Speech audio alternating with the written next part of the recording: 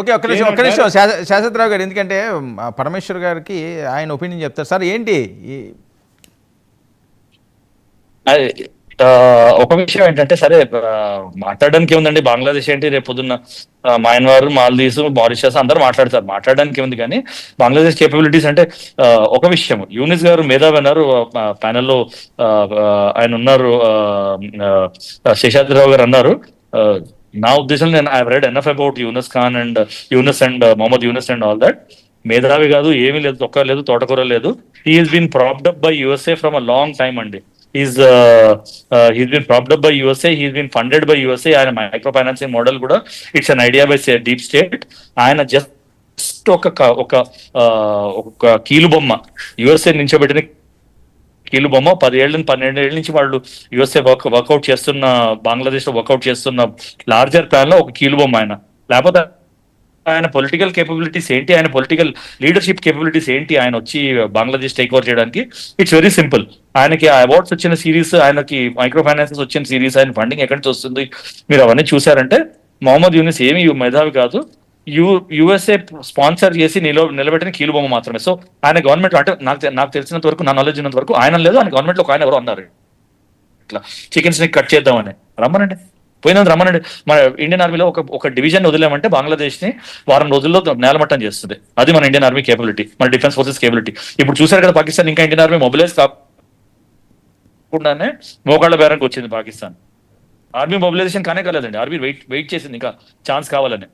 మొత్తం air force లో 15% 20% force, navy mobilisation మాత్రంలోనే Pakistan నేలమట్టం అయిపోయింది. అలాంటిది బంగ్లాదేశ్ చికెన్స్ తీసుకుంటే మనం చేతుల మీద చేతులు వేసుకుని కూర్చుంటాము. సో మాట్లాడడానికి ఏముందిలేండి, we don't have to give value to all those things. వాళ్ళు చేసేది లేదు, ఏం లేదు. కానీ empty vessels make a lot of noise అంటారు. సో అది దానికే మనం అట్రిబ్యూట్ చేయాలి. బంగ్లాదేశ్ ని పెద్దంత మనం సీరియస్ గా తీసుకోకూడదు.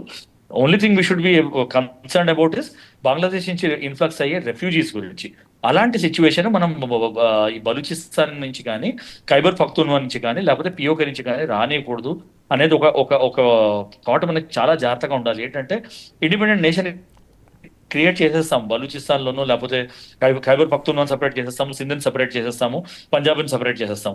మిగిలిన దాన్ని కావాలంటే వాళ్ళని పాకిస్తాన్ అని పెట్టుకోవచ్చు పేరు, కావాలంటే మిగిలిన ఆ సింధు పంజాబ్ అన్ని పోయాక వాళ్ళు పాకిస్తాన్ పేరు తీసి పాకిస్తాన్ అని పెట్టుకోవచ్చు. కానీ పాయింట్ ఏంటంటే, ఇవన్నీ whenever a new nation is created, ఆ టర్బులెన్స్ వల్ల ఏమవుతుందంటే మైగ్రేషన్ చాలా అవుతుందండి. మైగ్రేషన్ ఆఫ్ పీపుల్ అవుతుంది, పలాయనం అవుతుంది. పలాయనం అయినప్పుడు ఏమవుతుంది, వాళ్ళు ప్రాస్పరిటీ ఎక్కడ ఎక్కువ ఉంది, ఆపర్చునిటీ ఎక్కడ ఎక్కువ ఉంది అనేది చూసుకుంటారు. అలాంటప్పుడు ఇండియాకి రెఫ్యూజీ ప్రాబ్లం వస్తుంది. 1971 అట్లాంటి సిమిలర్ ప్రాబ్లం వచ్చింది కాబట్టి మనము ఇంటర్వ్యూన్ అవ్వాల్సి వచ్చింది. అలాంటి ప్రాబ్లం కి మనం రెడీగా ఉన్నామా లేదా అన్నది ఆలోచించి దాని తర్వాత మనం ఎటువంటి యాక్టివిటీ అయినా సపోర్ట్ చేయాలి. నెంబర్ 1. నెంబర్ 2, బలూచిస్తాన్ ఇండిపెండెంట్ అయిపోయిందా అంటే, అది వాళ్ళు 1947 నుంచి వాళ్ళు బలూచిస్తాన్ ఎప్పుడు అంటూనే ఉన్నారు, మేము పాకిస్తాన్ పార్ట్ కాదు, కల్చరల్లీ మేము పాకిస్తాన్ లో లేము, మాకు ఇండిపెండెన్స్ కావాలి. అలాంటి దానిలో ఇప్పుడు డిక్లేర్ చేశారు. కానీ వాళ్ళని రికగ్నైజ్ చేయాలి. UN has to recognize them as an independent country. వాళ్ళకి సపోర్ట్ కావాలి, ఆ సపోర్ట్ రమప్ చేయడానికి టైం కావాలి. అది అన్ఫార్చునేట్లీ ఏంటంటే, సెక్యూరిటీ కౌన్సిల్లో చైనా అనే ఒక పర్మనెంట్ మెంబర్ ఉన్నారు, వాళ్ళు అది వీటో చేస్తారు. సో ఇట్స్ నాట్ ఈజీ అండి, బలూచిస్తాన్ ఇండిపెండెంట్ కంట్రీగా డిక్లేర్ చేయడం అనేది it's not easy, but it's a process on. And whatever I know, మన పొలిటికల్ అండ్ మోటివేషనల్ సపోర్ట్ గ్యారంటీగా ఉంది బలూచిస్తాన్కి. గట్టిగా మాట్లాడుకోవాలంటే మన ఇంటర్నల్ సపోర్ట్, మన అదర్ సపోర్ట్ కూడా గ్యారంటీగా ఉంది. And that is some policy we're following after Pakistan వాళ్ళ policy of interfering in India's internal issues మానుకున్నంత వరకు మనం బలూచిస్తాన్ని సపోర్ట్ చేయాలని ఉద్దేశం అండి. ఓకే, బషీర్ గారు సార్ చెప్పండి. సార్, మన దాకా అవసరం లేదు, భారతదేశం వెళ్ళి ఫైట్ చేయడం అవసరం లేదు, బలూచిస్తాన్కి చిన్న ఊపిస్తే చాలు వాళ్ళే ఉతికారేస్తారని.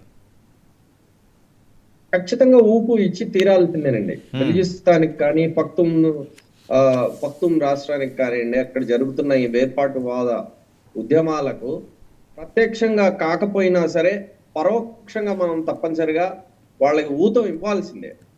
ఎందుకంటే అలా ఊతం ఇచ్చి 3 ముక్కలుగా పాకిస్తాన్ని చేసి, వాళ్ళు ఆర్థికంగా, మిలిటరీ పరంగా, జనాభా పరంగా, వైశాల్య పరంగా వాళ్ళని బలహీనపరచకపోతే, పాకిస్తాన్ కు పనిపాట ఏమి లేని ఈ సైనిక పరిపాలకులు లేదా అక్కడ ఉన్న రాజకీయ పరిపాలకులు నిరంతరం భారతదేశం మీద విషాన్ని చిమ్ముతూ ఉంటారు. కాబట్టి ఖచ్చితంగా మనం ఇప్పుడు మన శేషాద్రిరావు గారు చెప్పినట్టుగా చాణక్య నీతి, శత్రువు మిత్రుడు అవుతాడన్న చాణక్య నీతిని పాటించి ఖచ్చితంగా మనం ఆ రాష్ట్రాలకు ఆ దేశంగా విడిపోవడం కోసం గాను మనం సమర్థన ఇవ్వాల్సిందే. ఇది ఒక విషయం.